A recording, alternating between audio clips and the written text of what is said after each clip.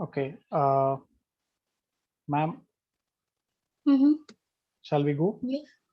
Yeah, I Okay. think. Yeah. Uh, very good morning. Sorry, very good afternoon here in India. We welcome you all in the Research Circles webinar, today's webinar. We have with us the dignitaries of today's Dr. Nimisha Gupta. Let me give you her introduction, biodata. Dr. Manisha Gupta has worked as a researcher in the field of organizational change, creativity, and innovation. She has worked as an academician for more than 5 years, teaching undergraduate and postgraduate students. She pursued her PhD from Indian Institute of Technology, Roorkee, on a study of innovation process in Indian pharmaceutical companies. She is now working as a researcher with Quality Cognition Private Limited. Her research interests include human resource management, talent management, innovation management, and knowledge management. So I welcome ma'am to please share your views. Over to you, ma'am. Okay. First of all, thank you so much to Research Circle and to you, sir, for giving this opportunity to me. And without wasting a single second, I'll start sharing my PPT. As we are talking about ethics in writing, you need to enable me to share my screen Yeah, with sure, you, sir. ma'am. Yeah. You can do now. Okay. So, yeah. Okay.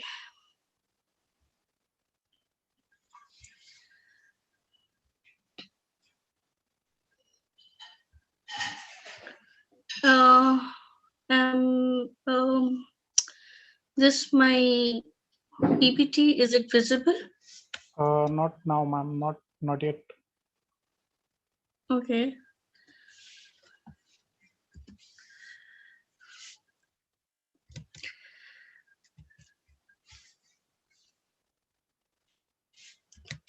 Is it visible now? Uh, no, ma'am. Okay, wait a minute.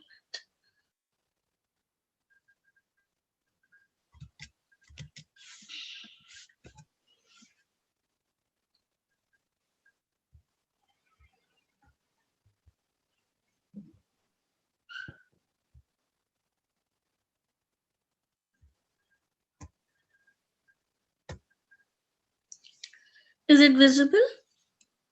Not yet, ma'am. I don't know what's going on.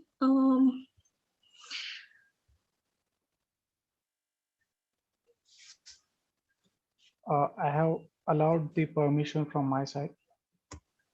Yeah, I'm trying to share, but I don't know.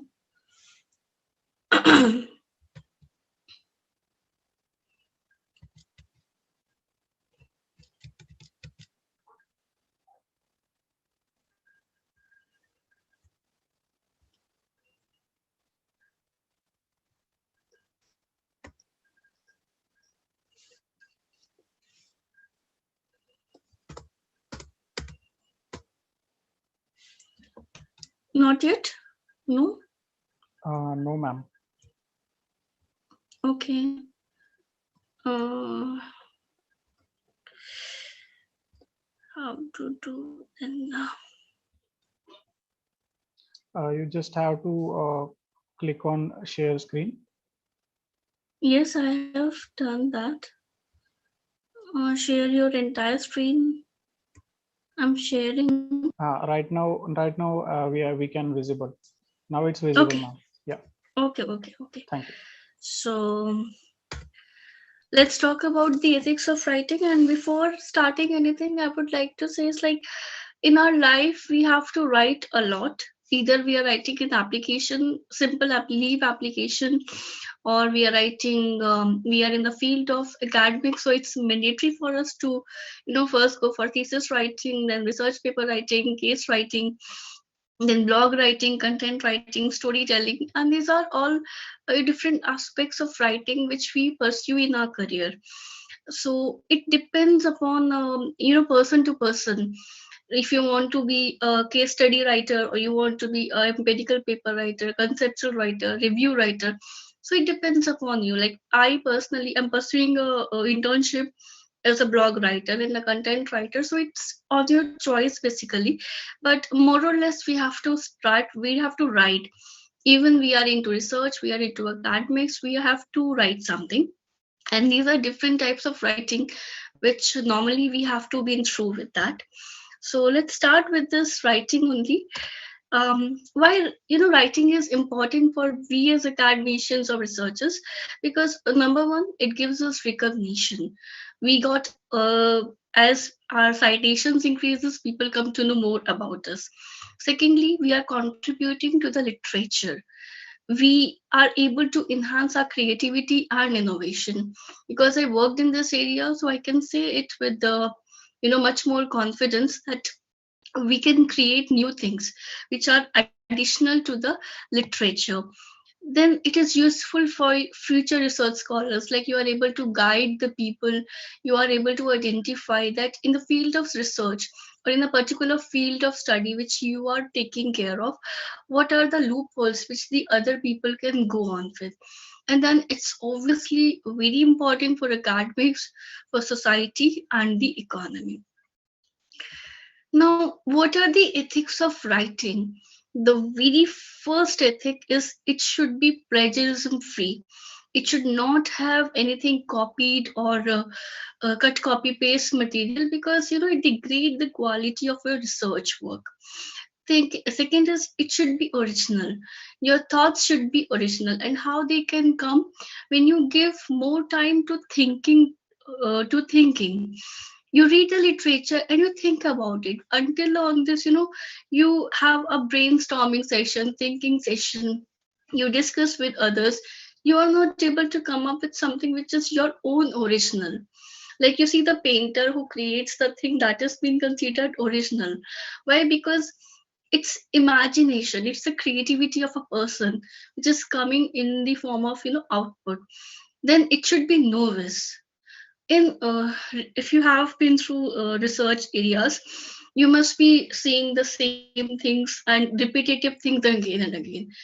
What is new then? What is additional you're giving to the research community, or to the society, or to the academics? So you should be able to give something novice, something new to the society. Then it should be authentic and reliable. We as researchers only focus to the top-notch journals, like from Emerald, Elsevier, Taylor and Francis, Sage. Why? Because we believe that they are authentic, they are reliable. The data is there, has been evaluated by a recognized reviewer. So that is giving authenticity to your research work. Then last is, as I discussed earlier, that it should be creative and innovative. It should be something new. It should always create something for the future. It should be adding value to your research work and to the society. Now, the first problem which comes to our mind, what is, how can we start writing? What is the important thing that we should keep in mind? How should we draft something? What are the parameters? Well, when we were started writing, we were also not aware how we have to write a paper, how we have to write thesis. But slowly and gradually, when you are into a system, you try to learn the things. And here is few points I can give to you where you can grab from this. First and foremost important thing is you have to identify a theme or a problem, what actually you are addressing. Like people in social sciences research, they look for something, causes which are required by society to be researched on. People in marketing, they look for how to improvise the marketing patterns, or what are the consumer demands, or how they have to address the changing things. Like recently we have been through COVID. So in COVID-19, a lot of research papers, a lot of research articles have came, like how it affect teaching, how it affected your official works, how it affected employees to engage, and so many things, from HR perspective, finance perspective, marketing perspective, operations perspective. So there were so many things. So you have to first identify what is the theme and what is the problem you are likely to address. Then comes the second thing. Now you have to identify the antecedents, the reasons, or basically, the root cause of the problem. We have to find out what are the antecedents. Means if I'm saying that COVID-19, due to COVID-19, we had this lockdown and it impacted. Now, what are the basic reasons? What are the existence of COVID-19 in India? Similarly, if I say, like, employees were not able to work at home. What are the reasons that employees were not able to work at home? Maybe they were having their family issues. Maybe they were not able to concentrate as much as they were able to work in the office. Similarly, there were so many studies. So you have to first identify the root cause of the problem. Maybe you have to go for recent literature, or maybe you have to go for a literature review. If you are addressing something employee engagement, then what are the recent review or the previous literature which has worked on it? What are the theories which are supporting to it? What they say, what are the factors which supported employee engagement? For an example, so you have to first go for the review of literature or recent articles or whatever information, first hand information which is came to you. Then you have to find out what are the possible outcomes or results. If engagement was not there with the employees during lockdown, what were the outcomes? It leads to low productivity, increased attrition rate. It affects organizational productivity. It affects organizational business. So what are the possible outcomes? Then comes how you can give them these strategies or solutions for the identified issues. Like you identified few issues, now you have to give them some solutions. Then it comes the methodology, how you have drafted your research paper or a manuscript or a case study. Now, see, in this methodology, it depends sometimes upon journal to journal. Like it can be the second point after the introduction, or it can be your third or fourth point after literature review or after your hypothesis development. So it depends upon journal to journal, and we can but in most of the cases it is always advised that after your introduction you give your research methodology, so that you can explain how you have reviewed your literature. That is the most appropriate form of formulating a research paper. Then comes the last thing, that you have to summarize and conclude the draft. Now, summarization is just you are concluding your draft, and you are in a summary, in a 2 or 3 paragraph, you are writing out what actually your draft was, what has it tried to identify, what were the solutions, and what are the future research work and limitations if you have any. Even if you are doing a case study, even if you are doing a review, it must be having some one or two limitations. It is always advisable to give limitations. A research paper or a manuscript without limitation is of no use, because it's not possible that there is no limitation in the study. So always try to give the future scope and research limitations in your research work. Now, people ask the question that why is it important to work on review papers? Obviously, you can go easily with the empirical research papers, case studies, quantitative papers. Then why we have to, write research papers? Sorry, review papers. One important thing is they contribute to the literature, because literature, how literature is built up, it is compilation of the studies which had been done earlier. So when you are doing some literature review, you are trying to identify in a particular area, suppose let's say in cancer area, what actually the research studies have been conducted, what were their shortcomings, what were their uh, advantages, what were the strategies they have used. So these things you have to go, and when you will write a review paper, it will give you a basis for your future papers. So it's very important for a person who is into the PhD, or who is into the initial stages of research area, that they should learn how to better write a review paper, because it also sharpens your writing skills. It familiarizes you with the research area you're working in, and it is very important for your future research work, because then you have a base or a theoretical supportive to your research work. Then comes why a second thing, it narrowed down your research area, because you have you cannot come to a problem easily. So you have various things, like if I worked in organizational change, and there were various things: how employee resist, how do we initiate change, what are the new things. Then in that I segregated one area, creativity and innovation, and then I segregated it is at three levels: individual, group and organizational level. I selected the group level and specifically the R&D teams. And this all I did only with the help of my literature review paper.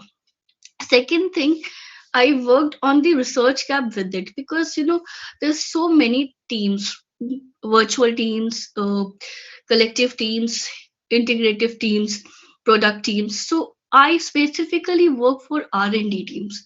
So your review paper, it will help you in narrowing down your research and helping you in finding out the research gap.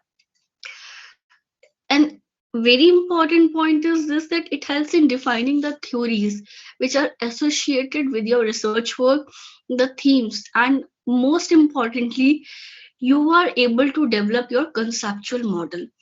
Believe me, I was when I was studying, we have more than 50 factors and affecting the research and development growth. So we narrowed down them to four or five with the help of our review papers only. So it's very important for every researcher or research scholar to write a review paper. Then how do you draft your review papers or conceptual papers? The first important thing is you have to identify the research questions. What actually you are going to do in your research area? What actually you are pointing out? What actually you have identified? Then you have to go for a research plan. What is your research plan? How you are going to conduct the research work? Then you need to summarize your results. Sorry. Then after you can write your literature review. Then I use this particular table which I have started in my PhD. I use this use this table to prepare my review. Recently I have attended one workshop, and the professor, he said that it is obvious for an individual to cannot recall each and everything daily. So this is the best way which I can find out to prepare your review. You have everything over here: the author and year, the country, the type of paper, the paper objective, and the paper summary. If you are even reading one paper daily, just sorry, mention the things over here, and it will help in writing your review paper. Trust me, this is the easiest thing which I can I had done in my it I had done while writing my review papers or conceptual papers. I work mostly on research papers which are conceptual in nature, and I use this table for that. The reason is it is very handy. You don't have to just go through the paper, you have to just find out, and you can easily recall what actually is there in the paper. And it helps you in just writing your references easily. It's very good, and you can use it in your research area also. Now, what are the benefits of this table? And like I told you, it's easy to recall your papers. It summarizes your papers easily over here. You can write not only review based papers, but empirical papers, case based studies, anything which you want to write, you can write them easily. It is very handy, and it is the easiest way of reviewing your literature. You can review, you can, put your papers in the order of year. So it is also very helpful in identifying that in which year what all papers are there. It's a good form of updating your research work, and you can update it anytime. Even if you are at night, you are reading or finding something, you can update it anytime. Then next thing comes how we can remove deficiencies in a manuscript. And this one paper, it fascinated me a lot because it gave you what all things you can focus, while writing your paper. Methodology, it's very important that you should focus on writing your methodology in a proper manner. Sometimes people use charts, diagrams to describe their methodology pattern. It is important to give this why your research paper is significant, what is so important in your research work. Obviously, writing style is very important. If you do not know, if your English is not very good, and there's no problem in that, so you can use always proofreaders, the people who can help in improving your draft. I met few people in while conferences and seminars. They were not very good at English, but their ideas, their thought process was very good. Their research work was very good, and they used paid services also for improvising their draft. So there's no shame if you do not know how to write if you do not know about grammar or something, you can always use these services and improve your work. Then literature review section of the paper, as I told you earlier, it is very important. Your literature review section really tells the reviewer who is reviewing your paper how much you have studied for that particular work, what all important papers you have been through, what have you really, what have you skipped, what have you lost. So sometimes in your review, maybe you have got that please go through these papers, because reviewer is the expert of his or her area, so he may guide you, but you have to focus on your literature review section. Then comes data analysis section of the paper. Whatever, even if it is a case study, you have to focus on writing what actually your data explains to, what actually it is pointing out to. Then organization, quality, sampling, these are the parts. And last but not the least, plagiarized papers are obviously being rejected everywhere. So you have to focus on these things. Then comes priorities to focus before submitting your draft for publication. So first important thing is you need to do your homework very carefully. You need to find out which journal is matching to your theme of the article, which journal is helping you in it is more appropriate to your research work. Like if my work is in uh, innovation management, I cannot publish it into the hospitality general management. So I have to find out which journal is important and which journal theme is matching to my research article. You can also go to previous publications and you can see how you can contribute to the journal, like aims and scope of the journal. Just go through it briefly, what actually they are looking for in the research papers. So that will be helpful for you in identifying which research journal is important for your paper or more appropriate to your research paper. Then this is sometimes people ignore, but I think you should take care of it: the title, abstract, and keywords. Because obviously you first submit your abstract to the research to the journal, so the reviewer, they quickly go through your title, abstract, and keywords. The title, it needs to be straight, accurate, and informative. What work you have done, like for example, if you go to Google search engine, systematic literature review, and you got number of papers. So if you have not even done that, what actually your paper is all about, you should be very straight towards it, very precise and informative, so that it should be occurred in Google search engine, just for example. And then abstract, it is the first thing, as I told you, the editor or reviewers goes through it. So it should not be very long, it should be short, straightforward, conclusive and informative. It's, if even if it's a paragraph, you are describing in one line what actually it is about, what is it important, what are you trying to find out.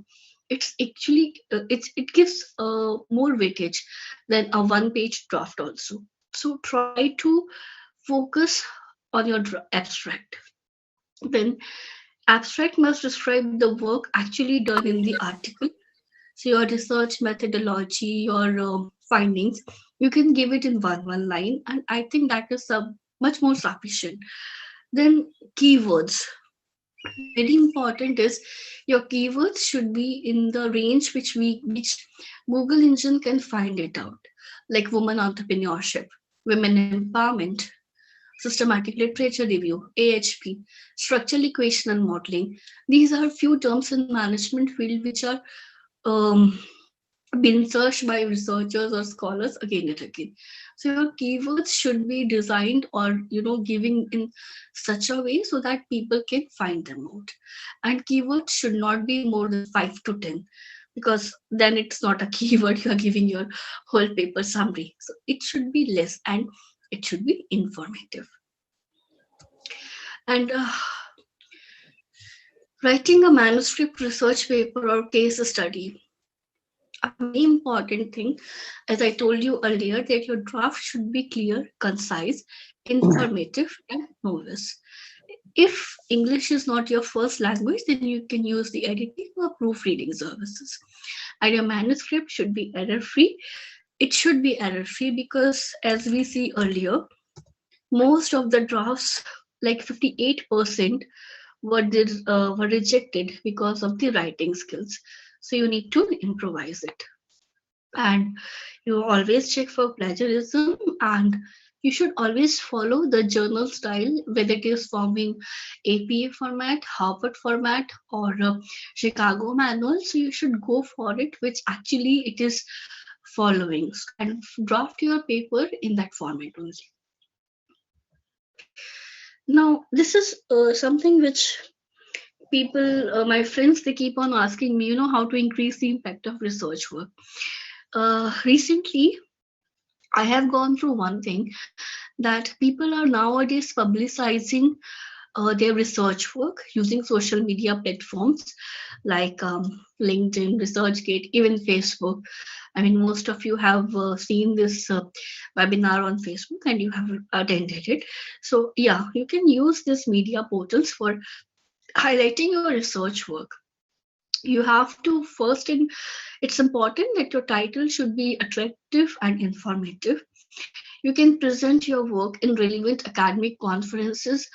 Academy of Management conference is a very important one in management field, and it hardly happens, I suppose, a year. So to present your paper in such elite conferences give you a lot of weightage to your research work also. Then you can collaborate with the authors who have a good research impact. Try to align and collaborate with the people who has such impact factor, or who are good in their research areas. Focus on rapidly increasing journals. You can go to Shimago, uh, and it gives you an identification what are the best journals in your area. So you can look at them, even if, and you submit your papers, even if they are rejecting, it's okay, because rejection doesn't make sense. You cannot write, keep on writing, keep on sending, and it gives you some or less some review comments. Try to incorporate them, try to imbibe, improvise your research work.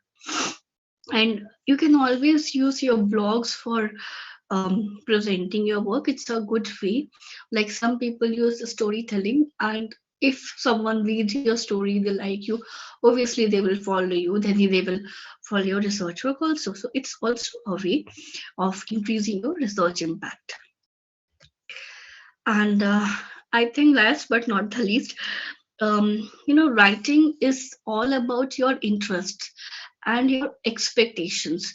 So the more you expect from yourself, the more you try, the more you learn, the more you train yourself. So it's all about your interest and your expectation. Like people, for the sake of PhD only, they used to write the thesis and they stop there, they do not write. But if you are into academics, you have to keep on doing research work. And if it is in your interest, then it's important that you keep on writing and expand your research horizon, do interdisciplinary research works. You can go for this. And one thing which I believe, that there's no shame in looking for help and in learning. Learning is a constant process. You can learn at any point of time, irrespective of your age, irrespective of where you are. Like we do are now, we are blessed with this digital technology. We have so many apps. We can, while traveling, we can study something. We can go something. Like most of you, if you are traveling, from this app only, you can see this webinar. So learning has become easy, and it's important for us to keep on learning, to keep up self updated. Knowledge increases when shared, so share your ideas or involve with interdisciplinary research works, as I said earlier also. And you can look for projects or freelance assignments to improve your writing skills. Most of the startup companies, they look for bloggers or content writers. So even if they are not paying you, you'll learn how to write. They give you some comments, they give you some reviews, so you can improve yourself, and it will be helpful for your research writing also. Like I'm pursuing a research internship. I may not be get paid, but I'll be very happy to write for particular company. So you can go with that also. It's my idea. And yes, important thing, do not go for cut copy paste things. Do not copy someone else's work. Try to be original, creative, and innovative. If you are even writing 2 lines on your own, that is much, much more important, and it's really worthy than a copied material.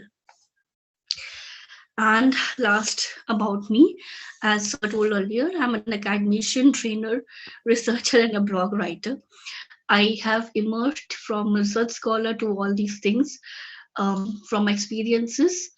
And I believe that if something is happening with you or with me, with us, then there must be a reason behind it. So don't worry, just do your karma and let the things take their place on your own. And if you do have any query regarding anything, because I am also in a learning stage, so I shared what I have grabbed what knowledge I have. So I'm always welcome to your queries. And these are my profile, my Google Scholar, LinkedIn, and ResearchGate. You can always message me, even if I'm busy, I can reply you. So that's all from my side. Um, Thank you so much, ma'am. If someone having any query or question, they can unmute and ask.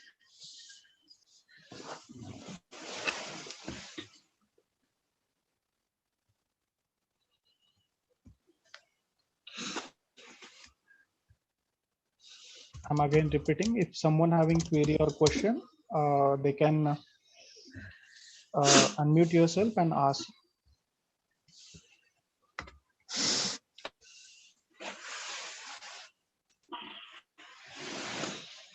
Okay, so till then we can take one question from YouTube comment here. I'm reading for you, ma'am. The question was, some editors are rejecting papers without any proper description or comments. So why it has happened, or what should we do after that? See, sometimes it depends upon whether your paper is not related to their theme, or they simply desk reject it, because of the quality, because of the writing. It depends upon sometimes editors also.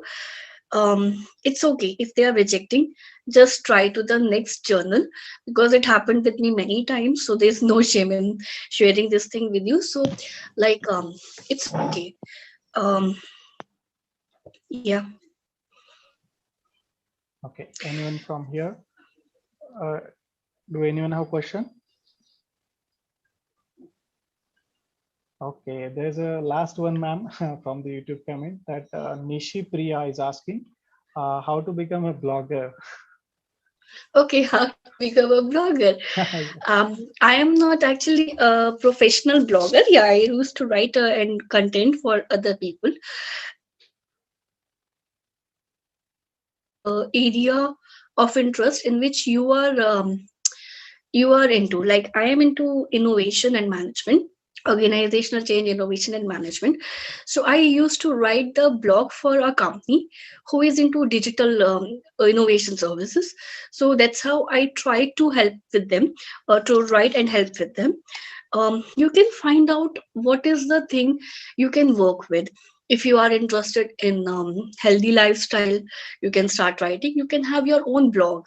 I think there are so many websites which give you the spaces for your blogs, so you can start writing. And Instagram also is a very good app which gives you the feature of being a blogger. And I started writing. I way back in my masters. I started because I love writing. So I write something, if even something about friendship, something about my own interest. So I start writing. So you can be a blogger at any point of time. Like I tell you, nowadays people, there is one mom entrepreneur or mom blogger. It is coming to. So uh, I'll reply to Mesfin. Wait a minute. So what they people are doing, they people are sharing their journey, how they have been through pregnancy, or how they have been through you know how they raise their child. So that also, when you are describing something, that is also a way or a journey to start blogging. So you can have some pictures about your friends, you can start writing about friendship, and it's all about a matter of time. If you extend like being interdisciplinary, you can go to being a blogger in any discipline. So there's nothing, and you can start writing is a thing which can make you a blogger or a content writer. And if you're into a specific field like medicine, then you have to read and carefully before writing. So that's how you can be a blogger. Okay. Yes, Mesfin has written something. Yeah, yeah. um Is it allowed to present a review in table in a reputable journal? Yes, of course. I had written so many papers, and I always prefer to present the review in the form of a table in any reputable journal or any simple journal. You can go with this. There's no harm in this. It's just that simple. Sometimes the table is in the manuscript itself, and sometimes you have to just attach the table. And they in Emerald mostly they used to do this thing. So there's nothing wrong. And how for to go for review paper and number of pages? See, if you are into a PhD, there is one literature review paper you can work on, but you can work on different review papers or literature papers depending upon your area of expertise. Okay, I guess Nyobe Joseph want to say something. You can unmute and ask.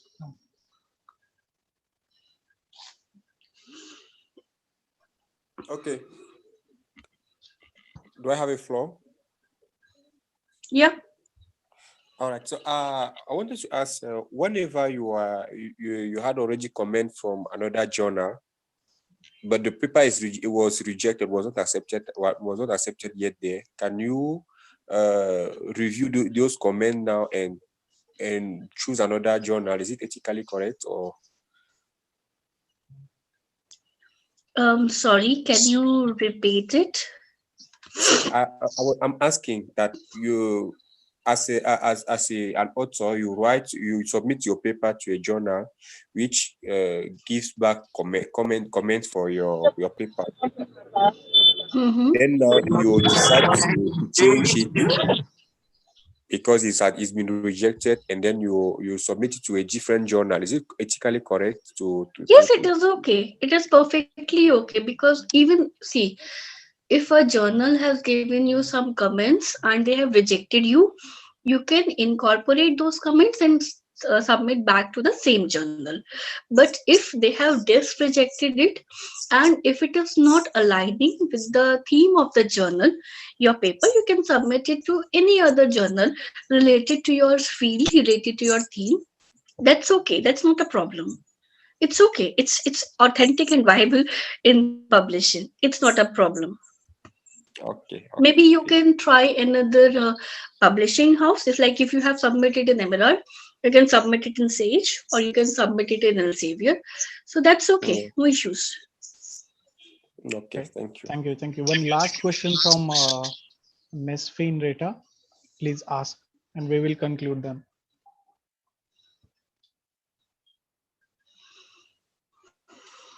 Hear my voice? Mm-hmm. Okay. Thank you very much for your nice presentation and to sharing your expertise knowledge.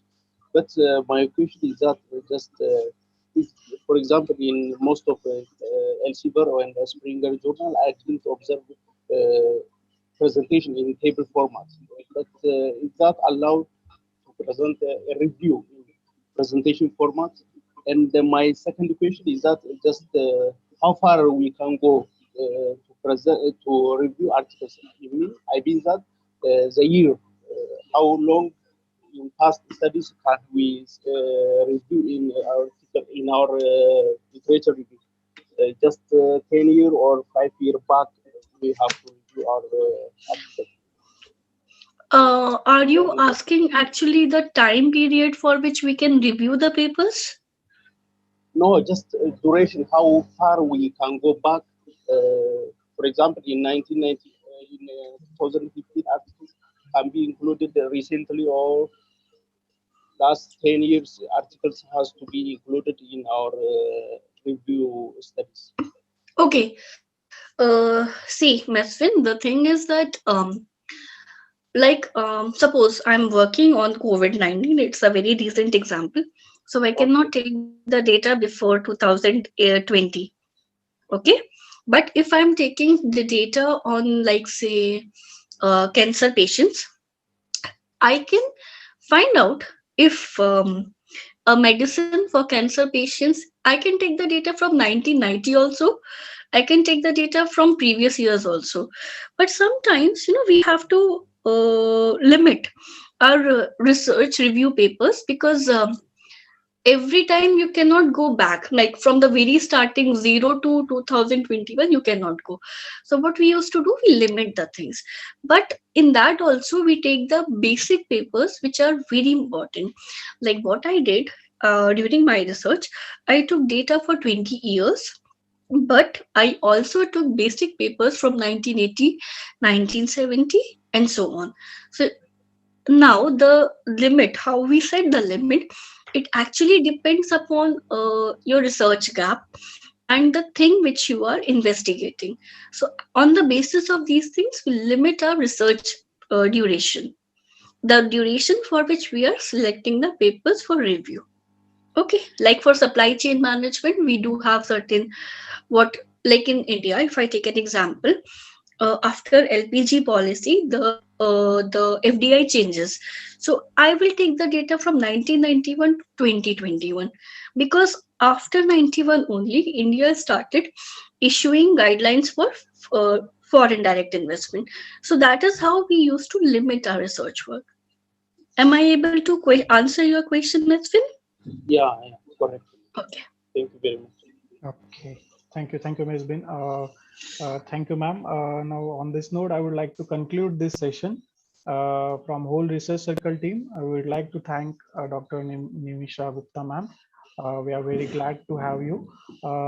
This whole webinar will be available on our Research Circle YouTube channel. If someone want to watch it again, you can do that, or your colleague might help to watch again it. So thanks again. Thank you for taking time, ma'am. Thank you so much. Thank you.